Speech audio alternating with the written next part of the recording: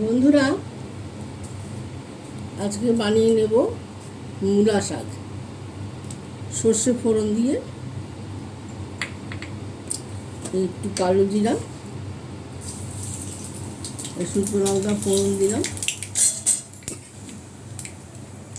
এই যে টমেটো, একটুখানি আলু, কাঁচা লঙ্কা কুচিয়ে দিচ্ছি, সর্ষেগুলো দিয়ে দিলাম।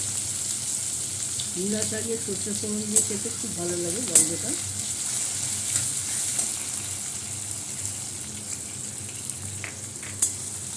শীত পড়ে গেছে, এখন মূলা শাক উঠছে, তাকে আমি তুলে নিয়ে এসেছিলাম।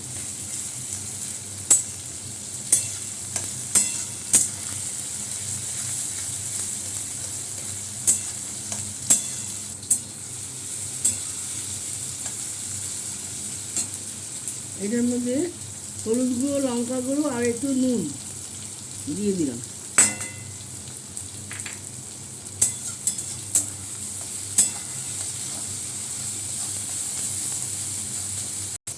শাকগুলো দিয়ে দিলাম। মূলা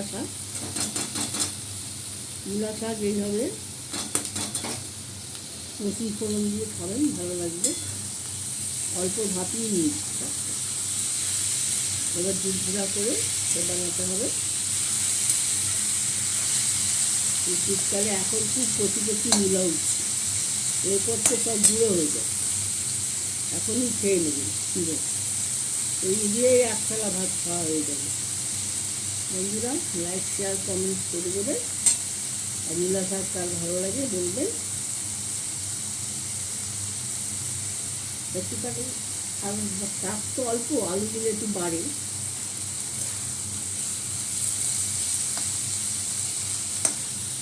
আর মূলা শাক ভাজাটা হয়ে গেছে, আমি একটু চিনি ছিটিয়ে দিচ্ছি।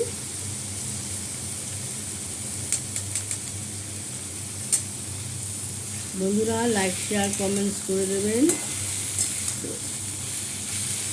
ইউটিউব থেকে দেখলে একটু সাবস্ক্রাইব করে দেবেন, ফেসবুক থেকে দেখলে একটু ফলো করে দেবেন। আমার শাকটা ভাজা হয়ে গেছে। নমস্কার, ব্লগটা আমি এখানে শেষ করলাম। শাক ভেজে ভেজে খান।